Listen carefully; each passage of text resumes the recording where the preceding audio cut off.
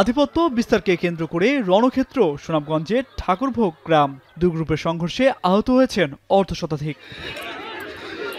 স্থানীয়রা জানান, গ্রামের নূর মিয়া ও সুফি মিয়ার শত্রুতা পুরনো। এর জেরে সুফির গ্রুপ শিরনি বিতরণে নামলে বাধা দেয় নূরের অনুসারীরা। বাগবিতণ্ডার এক পর্যায়ে সংঘর্ষে জড়িয়ে পড়ে দুই গ্রুপের সদস্যরা।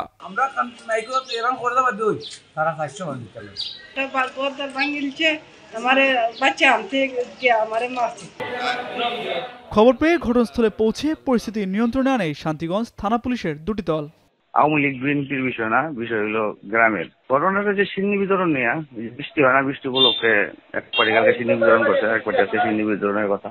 এদিকে রাজশাহীর দুর্গাপুরে জমি নিয়ে বিরোধের জেরে বিএনপি ও আওয়ামী লীগের সমর্থকদের মধ্যে তুমুল সংঘর্ষ হয়েছে।